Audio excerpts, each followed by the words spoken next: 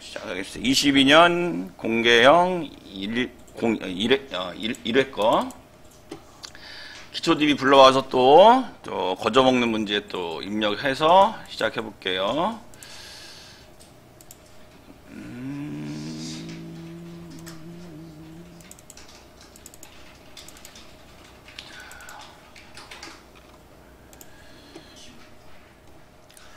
자, 1번에 회사가 제인 인더스트리네.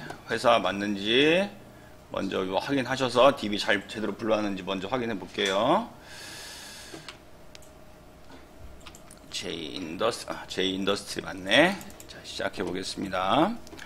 신규 거래처 다 기준 정보에 다 들어있죠. 기초 정보에 기준 정보 관리에 거래처 등록합니다. 선생님이 손가락이 느려서 그렇지 여러분 더 빨리 할 거라고 생각하고요. F2 추가 눌러서 명품 가방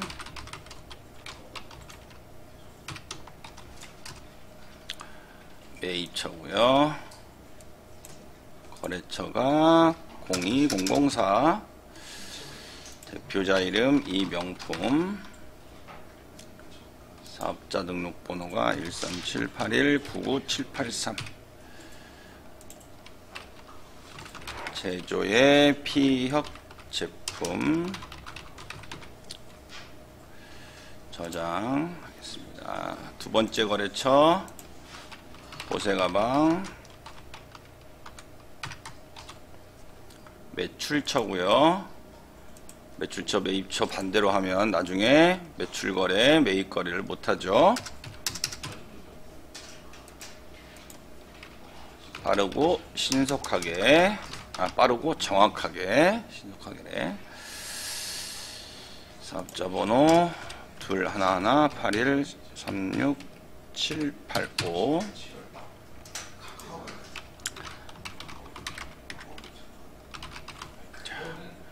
저장합니다. 2번 가겠습니다. 유형자산을 등록하시오. 유형자산은 여기 회계관리 있었고요.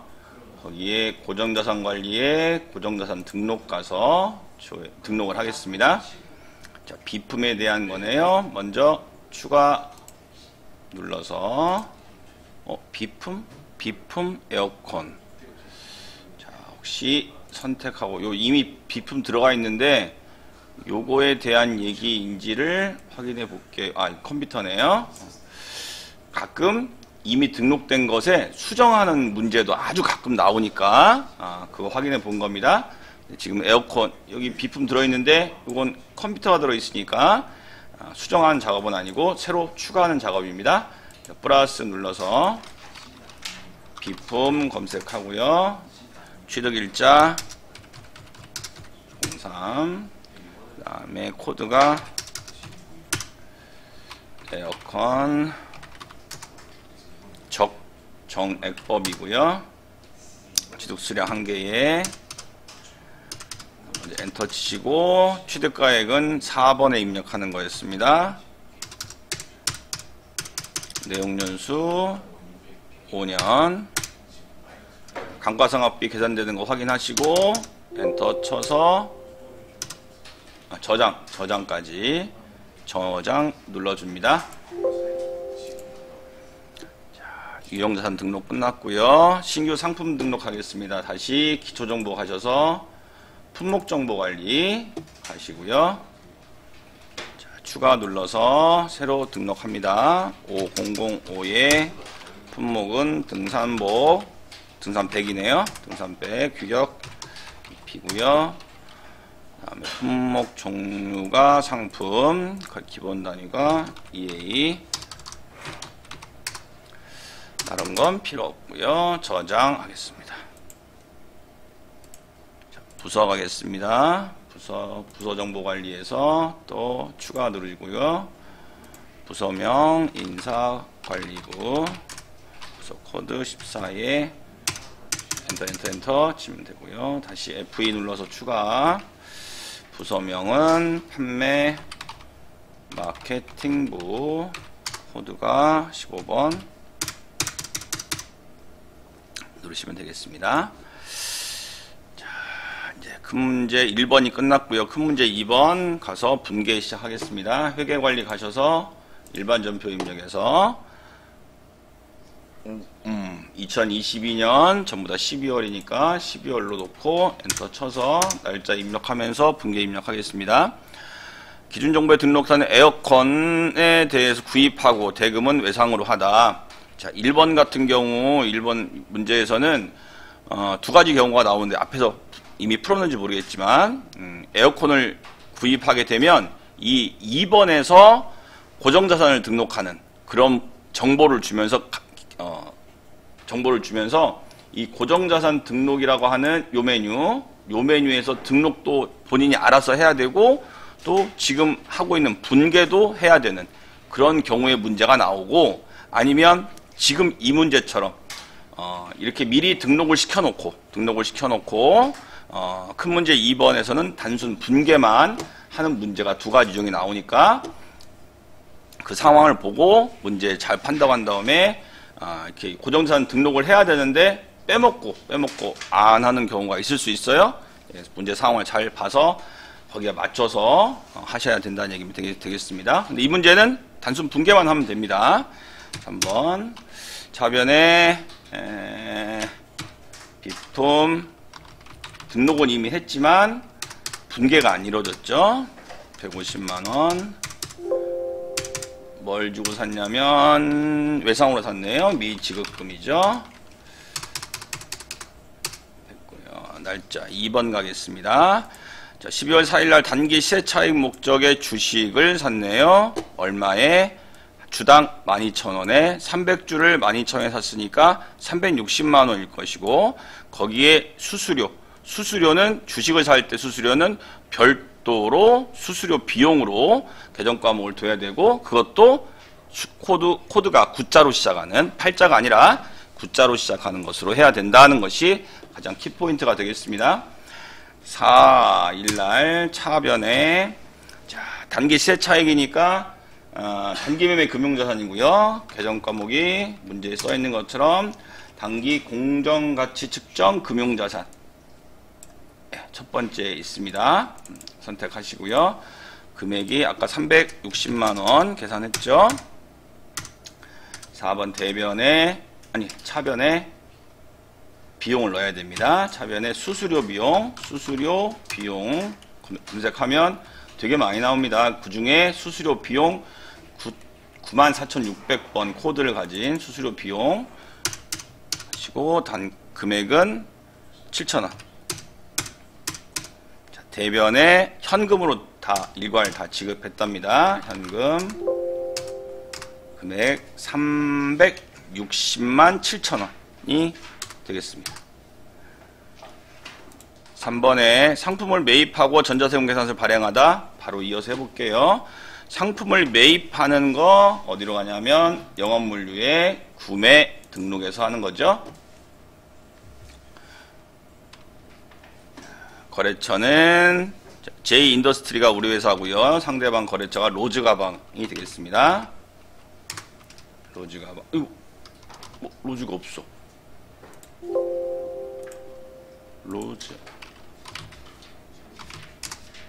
아하. 이게 지금 22년으로 해야 되는데 이것 때문에 그런가? 아니면 선생님이 자, 거래일자가 지금 선생님 컴퓨터 날짜가 23년이라서 22년으로 좀 바꾸고 할게요. 22년도 자료라서 22년으로 바꾸고 이렇게 바꿔놓고 반영이 될지 모르겠지만 일단 계속 이어서 해보겠습니다. 22년 3월 여기 연도가 22년이어야지 로즈가방이 검색이 됩니다. 됐고요. 엔터 쳐서 품목 조회하겠습니다. 품목이 토드백하고 보스턴백, 보스턴백 확인하고요. 수량 토드백이 45개, 단가 20만원.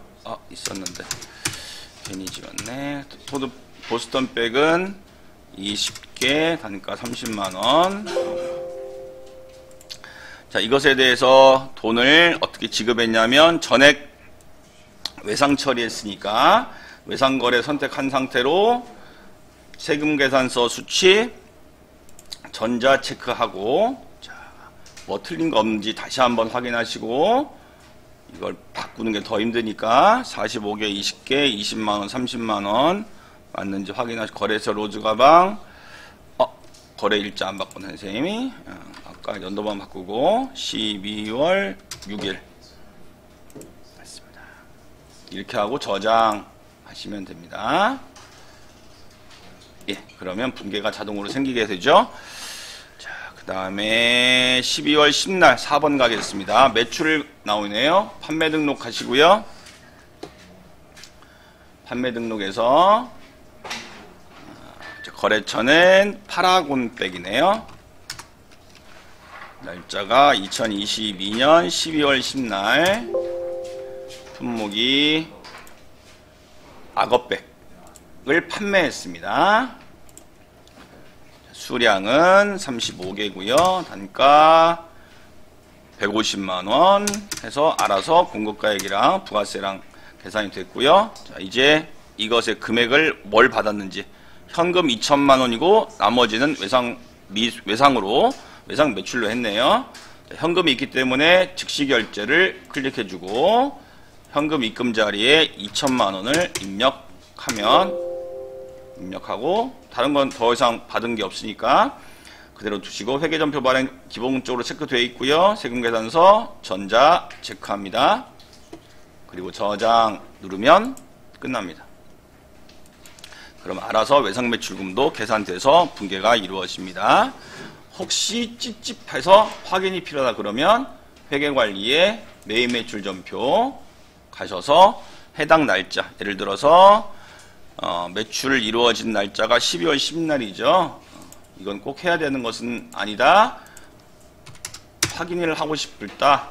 제대로 분계가 됐는지. 그럼 이렇게 와서 아래 이렇게 분계가 잘 이루어졌습니다. 또 이 메뉴의 활용도는 내가 잘못 입력해서 취소하고 싶을 때 여기서 체크하시고 쓰레기통, 휴지통을 누르시면 삭제하고요. 다시 판매 관리 가서 판매 등록 가서 다시 등록하시면 된다고 했습니다. 실수하지 않게 번잡해지니까 침착하게 잘 하시라고 했고요. 자, 다음 거 하겠습니다. 일반전표 입력에 12월 12일 날 현금 과부족 잔액 50만원은 거래처 직원의 부친상 조의금을 낸 것으로 밝혀지다. 문제에서 굳이 합계잔액시산표를 가서 조회할 필요가 없게 금액도 알려줬죠. 만약에 금액이 안 나왔다 그러면 어디를 간다라고 했냐면 합계잔액시산표를 간다.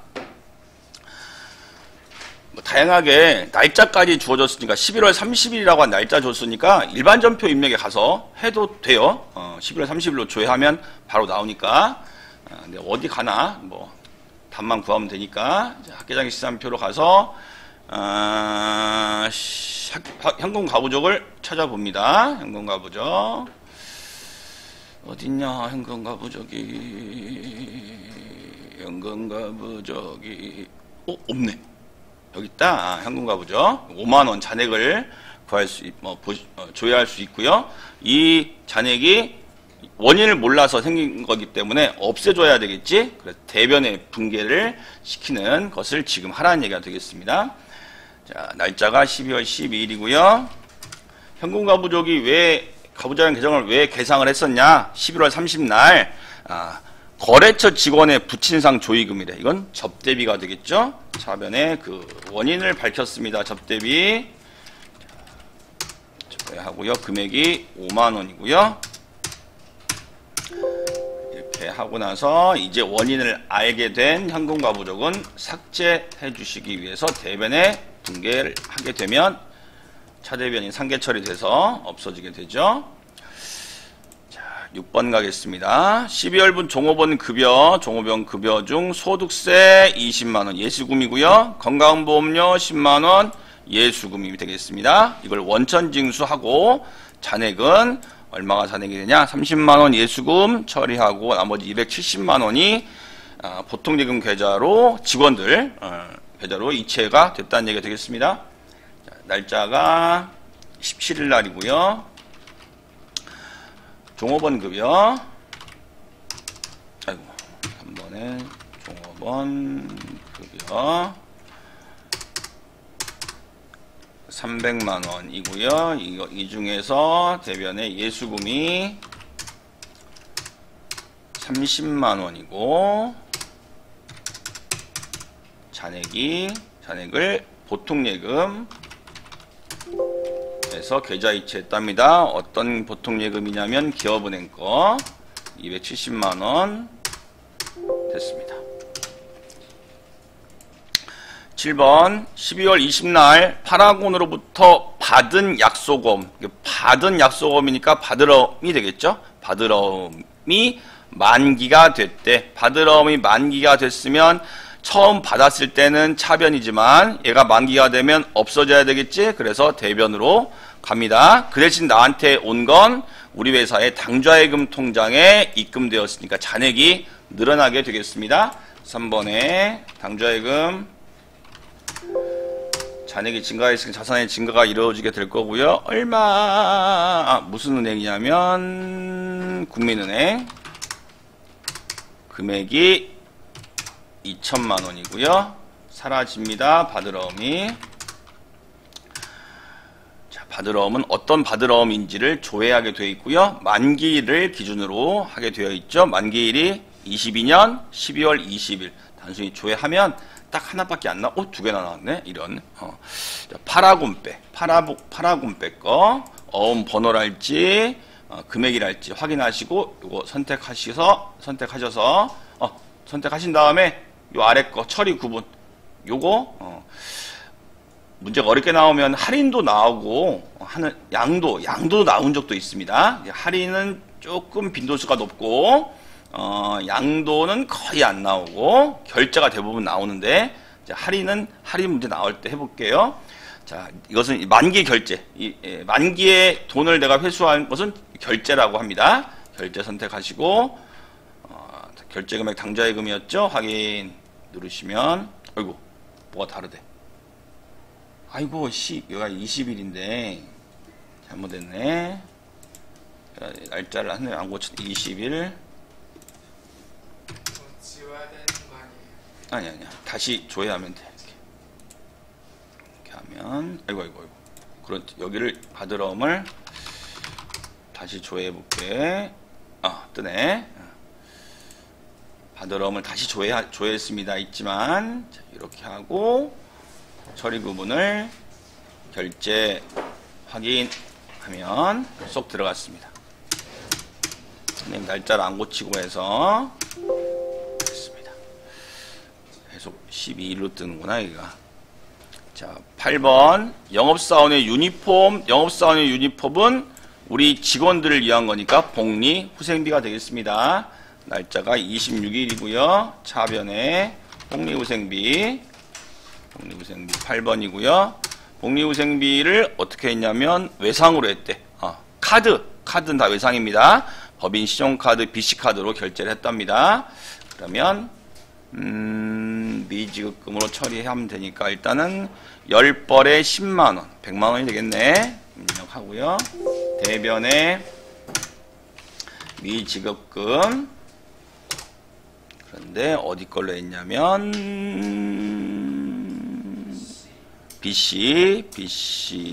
BC만 BC카드 이렇게 BC카드로 했어. 100만원으로 이렇게 거래죄를 합니다. 카드를 했으면 카드사를 넣어주면 됩니다. 카드사. 이걸 조금 이게 문제가 구체적으로 나오면 이 유니폼을 어느 상사에서 구입했다. 그래서 이 상사를 막 넣으려고 애쓸 수 있어. 아마 그 상사는 거래처에서 안 나올 거야. 그러니까 무슨 상사의 유니폼 뭐 이렇게. 그러니까 유니폼을 구입하는 그 회사 이름이 아니라 카드사 이름을 미지급금에 넣어야 된다. 자, 그 다음 거 28일 거 마지막 분계가 되겠습니다. 자, 파라곤백의 단기 대여금에 대해서 파라곤백에 돈을 대여해 줬었나봐. 그 대여금에 대한 이자 수익이 되겠네. 이자 수익 4만원을 보통 예금 계좌로 입금받았답니다. 차변에 보통 예금의 잔고가 늘었습니다. 어떻게 기업은행 보통 예금 통장에 얼마가 4만 원이 늘었는데 왜 이자를 내가 받아서 이자 수익 만원 하시면 됩니다. 큰 문제 2번이 끝났고요. 자, 결산 가겠습니다. 큰 문제 3번. 큰 문제 3번은 일반전표 입력에 12월 31일 날로 무조건 때려줘야 되죠. 31일로 하겠습니다. 자, 소모품 사용액이 85만 원이다 라고 나옵니다. 소모품 사용액. 사용액이라고 하는 개념은 썼다는 얘기고, 따라서 소모품 B로 계산하라는 뜻입니다. 소모품과 소모품 B가 있는데 소모품 B는 썼다는 얘기고 소모품은 안 썼다는 얘기입니다. 미사용액을 소모품이라고 하고 사용한 것은 소모품 B라고 얘기하죠. 따라서 소모품 B가 사용액이기 때문에 소모품 B가 85만 원여야 된다는 얘기야. 현재 학계장학시산표를 볼게요. 학계장학시산표에 소모품에 대해서 어떻게 되어 있는지를 확인하고 그것을 최종적으로 소모품 B 85만 원만 남게 해야 됩니다. 소모품 B 소모품이 안 나왔네요. 여기 분리형에 있나? 재고자산에 써야 될 소모품 B로 했나 보구나. 소모품 B로 했나 보네. 비용과 써봐야겠습니다. 대부분 소모품 B로 여기 있네. 자, 처음 소모품을 구입할 때 소모품 B 처리했다는 얘기입니다. 따라서 처음 100만 원을 지출했는데 모두 사용한 것으로 처리를 했습니다. 그러나 문제 보니까 100만 원을 다 사용한 게 아니라 소모품을 실제로 사용한 것은 85만 원만 사용했기 때문에 이 소모품 B에 85만 원만 남아 있어야 돼. 따라서 15만 원을 여기서 빼주고 그럼 15만 원이 현재 사무실에 안 쓰고 남아 있다는 거니까 그것은 재고자산에 소모품 15만 원으로 남아 있어야 돼. 어디냐면 요원자리에 따라서 차변의 소모품, 대변의 소모품 B 15만 원을 분개를 해 줘야지 그렇게 정리가 된다는 얘기입니다. 참변에 소모품 안 쓴 거 15만 원을 여기서 분개하는 순간 사무실에 남아있는 15만 원을 재무제표에 표시를 하게 되는 거고요. 지금 현재 스코어 소모품 B가 100만 원으로 되어 있는데 이 대변에 소모품 B를 15만 원 해줌으로 인해서 15만 원이 감소되겠지? 그러면 실제로 소모품 B는 85만 원만 남게 됩니다. 그래서 문제에서 요구하는 소모품 B 사용액은 85만 원이다를 결산 정리를 시켜주는 결과가 되게 됩니다. 어렵습니다. 소모품 이거 이해하는 게 보통 어려운 게 아니죠. 천천히 잘 정리를 또박또박 하셔야 돼요. 자, 12월 30일 두 번째 거 수동결산 두 번째 거 나옵니다. 가수금 100만 원은 왜 받았는지 모르는 100만 원이 있었나 봐. 그래서 가수금으로 일단 분개를 한 거지. 매출처 데이지백의 상품 주문 계약금으로 밝혀지다. 상품 주문 계약금은 선수금이죠. 선수금. 원래 선수금으로 분개했어야 되는데 그것을 누락했다는 얘기야. 그 대신에 가수금으로 잘못은 아니지만 임시로 분개를 했다는 얘기가 되겠습니다. 따라서 이럴 때는 임시로 썼던 가수금은 없애주고요. 임시로 썼던 가수금은 없애주고 3번 가수금 없애주고 얼마냐면 100만 원이라고 문제에 써있네. 물론 100만 원이라고 안 알려줘도 합계잔액시산표 가서 조회하시면 됩니다. 그 다음에 가수금이 없어진 대신에 진짜가 들어가야 할 거. 그게 선수금이야. 아이고. 차변에 선수금.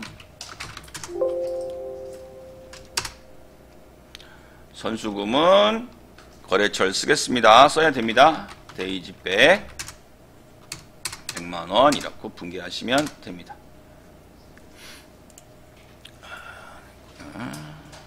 자, 이러면 수동 결산 해야 될 거 완료됐고요. 이제 자동 결산할 건 어디로 가냐면 결산 자료 입력이라는 메뉴에 가서 한다고 했죠. 자, 결산 자료 입력에 가서 조회하시고요.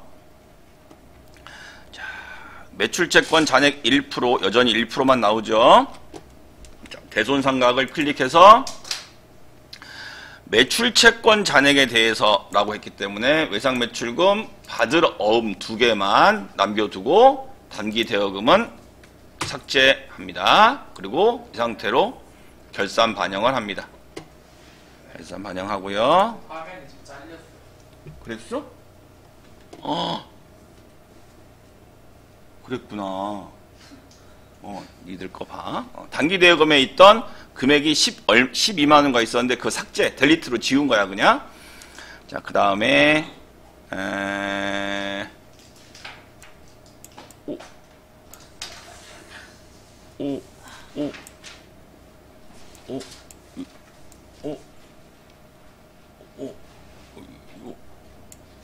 이러면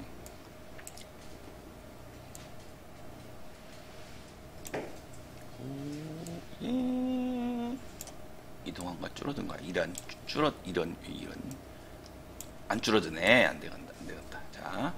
자, 그 다음에 여기에 그 다음이 자동결산 네 번째 감가상각비였지? 감가상각 지금 현재 어디까지 잠깐 대손상각비가 여기 이렇게 들어갔습니다. 결산 반영 단추를 누르니까 이렇게 들어갔고요. 감가상각도 같은 방법으로 비유동자산에 대한 감가상각비 3개 잘 들어갔습니다. 그리고 결산 반영 단추를 눌러주면 또 이렇게 감가상각비가 쏙 잘 들어갔습니다. 마지막으로 기만상품 재고액을 요 자리에 집어넣어야 되는데 어디로 가냐면 재고 수불부라고 했었죠. 영업물류에 어디냐? 영업물류 재고 생산 관리에 재고 수불부 관리, 재고 수불부. 계속 눌러보면 금방 익숙해집니다. 여기서도 재고 수불부는 2022년 1월 1일부터 22년 문제라 그렇습니다. 여러분 문제는 시험 보면 다 23년일 겁니다. 12월 31일 날로 조회를 합니다. 전체에 대해서 조회하시고요. 그러면 오른쪽 맨 끝에 재고 금액이 이렇게 보이고요. 여기에 4,950만원 4,950만원이 토탈이 나옵니다. 우리 회사 취급하는 모든 매입한 물품에 대해서 4,950만원이라고 하는 게 선입선출법으로 알아서 계산을 해준 겁니다. 자, 다시 결산자료 입력에 오셔서 4,950만원을 입력합니다. 이렇게. 자, 이제 전표 추가 하시면, 잠깐만, 이게 매출이 17,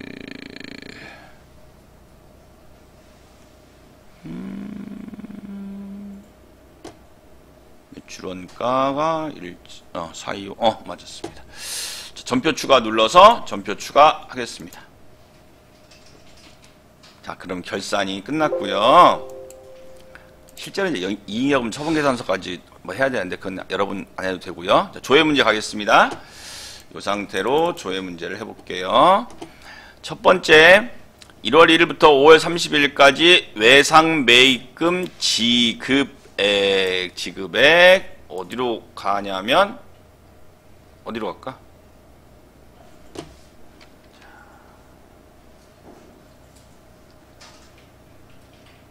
계정별 원장으로 가겠습니다. 계정별 회계관리에 장부관리나 결산관리 다 가시면 되는데 월계표 한번 가볼까? 월계표에서도 지급액이 나오지. 월계표도 가고 월계표에서도 가능하고요. 계정별 원장에서도 가능하고 합계장액 시장표도 가능할 것 같은데 일단 월계표 에서 해볼게요. 22년 1월부터 22년 5월까지 조회하고요. 여기서 외상매입금 가면 외상매입금에 지급을 했다. 외상매입금이 지급될 때 분계를 어떻게 하느냐? 이 차변에 분계되지. 차변의 외상매입금, 대변에 뭘로 현금으로 지급했든지 지급보험으로 지급했든지 하게 되죠. 외상매입금이 지급될 때는 외상매입금이 이렇게 차변에 분계가 됩니다. 그래서 1월부터 5월까지 기간 합계 탭을 봐야 되고요. 기간 합계 탭에서 외상매입금은 요게 3천만 원이 답이 되겠습니다. 요게 지급된 금액의 합계가 되겠습니다. 외상매입금이 지급될 때는 외상매입금이 차변에 분계되기 때문에 차변에 분계된 금액 전체가 요 1월부터 5월까지 요 기간 합계에서 보시면 되겠고요. 계정별 원장에서도 해볼까? 계정별 원장은 특정 어떤 계정에 대해서 구체적으로 알고 싶을 때 여기서 들어가게 되는데, 여기도 마찬가지로 2022년 1월 1일, 여기 날짜까지도 나오네. 2022년 5월 31일 계정 과목 외상 매입금 조회하시면 여기서도 외상 매입금의 차변을 봅니다. 차변, 외상 매입금 차변의 합계가 3천만 원인 걸 알 수 있죠. 3천만 원. 요 맨 아래에 금액이 나오고요. 여기는 중요한 게 전기 2월이 차변에 없습니다. 만약 전기 2월 금액이 있었다면 이 총액에서 그걸 빼줬어야 돼. 왜? 이 해당되는 기간 안에서 이루어진 지급액을 물어보기 때문에 이 차기 2월에 전기 2월이 있었다면, 우리 어제 저번 몇 회인가 1회인가 2회인가 풀었었지. 23년도에서도 여기 이 차변의 전기 2월 1월부터 5월 사이에 해당되는 것만 쏙 빼야 되기 때문에 여기 전기 2월에 금액이 있다는 것은 그 금액은 그 기간이 아니라 그 전년도 것을 전월이나 전년도 것을 얘기하기 때문에 그 금액은 3천만 원에서 빼줘야 맞습니다. 만약에 요 외상으로 매입한 금액을 구하라고 했다면 여기 1억 3,378만 원에서 3,500만 원을 빼주는 게 정답인 거죠. 그 기간에 대해서 외상으로 매입한 금액에 대해서 물어봤다면, 자, 가겠습니다. 2번 가겠습니다. 4월 1일부터 6월 30일까지 판매비와 관리비의 총액. 자, 이렇게 판매비와 관리비, 유동자산, 유동부채, 이 묶음들을, 여러 계정 과목들의 묶음들을 물어볼 때는 이것도 월계표라고 했었죠. 월계표 가겠습니다. 2022년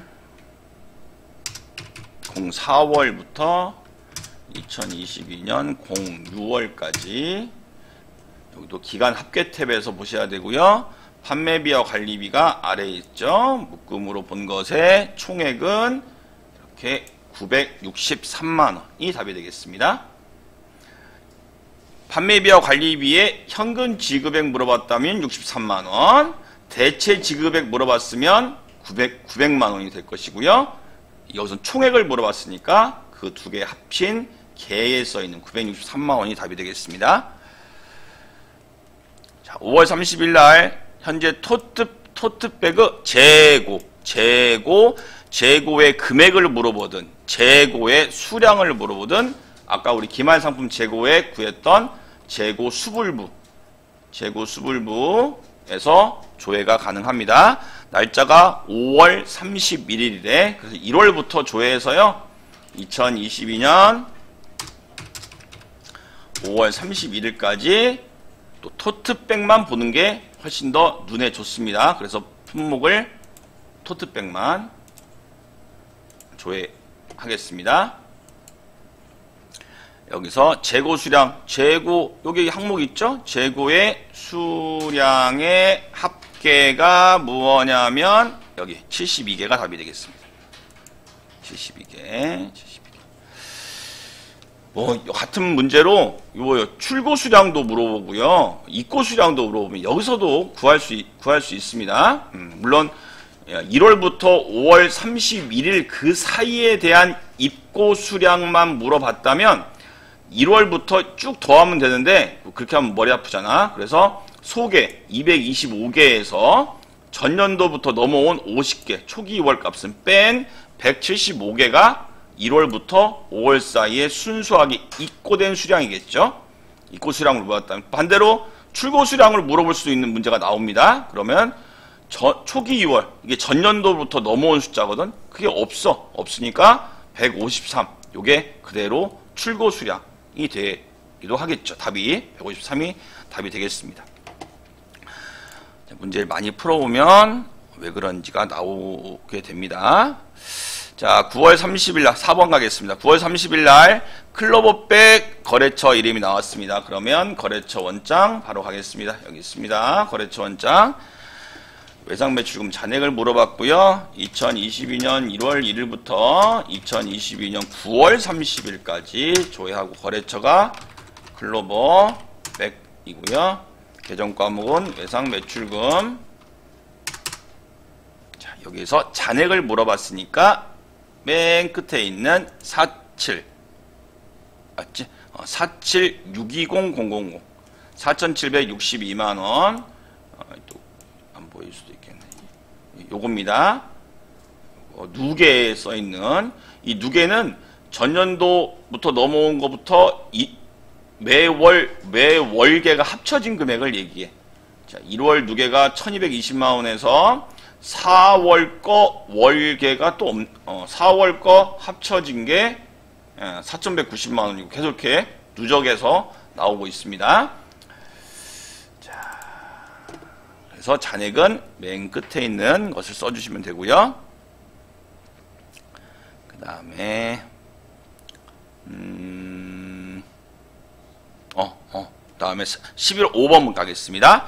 11월 30일 날 현재 매입 채무 잔액은 얼마인가?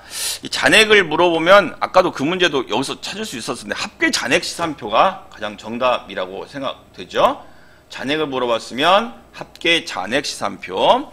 근데 이게 문제가 매입 채무라고 해서 어떤 특정 외상 매입금 받으러 온 개별은 참 쉬운데 이 매입 채무라고 해서 묶여 있다고 해서 오해할 수 있어. 이것은 그냥 조금 산수가 필요합니다. 자, 매입 채무 잔액 11월 30일 날 2022 0101부터 2022 11월 30일까지 조회를 한 다음에 매입 채무라고 하는 것이 묶여져서 보이진 않아요.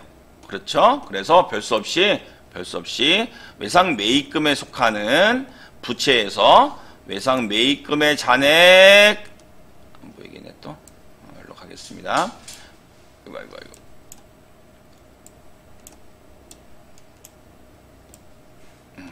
외상 매입금의 잔액 1억 1239만원 하고 더하기 지급어음의 3천만원 하고 더해서 1억 4239만원 이라고 수동 계산할 수밖에 없겠습니다. 매입 채무는 요 두 개를 합친 거니까 외상 매입금과 지급어음을 합친 거니까 수동 계산해서 각각 잔액을 구하시면 되겠습니다.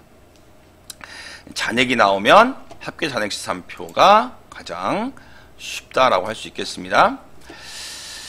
자, 6번 가겠습니다. 6번, 7번은 그냥 뭐 주는 문제죠. 포괄손익계산서 갈게요. 포괄손익계산서 KIFRS 붙어있는 포괄손익계산서 가셔서 금융수익 합니다. 조회 단순히 하시면 금융수익이 얼마이냐. 금융수익 그대로 단기 거 보셔야 되고요. 단기 거 금융수익이 여기 금융수익은 29만원 이 답이 되겠습니다. 그 다음에 재무상태표 갈게요. 재무 지금 7번 문제 갑니다. 재무상태표에서는 현금 및 현금성 자산을 물어보고 있습니다. 조회하고요. 현금 및 현금성 자산이 어딨냐. 유동자산이 없고 유동자산을 지나서 자산에 현금 및 현금성 자산 없어. 여기 있네. 배열이 좀 다르지, 우리 보는 거랑. IFRS는 이렇게 또 다르게 배열을 하고 있어. 1억 3,597만 8천 원이 답이 되겠습니다. 요거 답으로 하시면 되겠습니다. 자, 수고하셨습니다.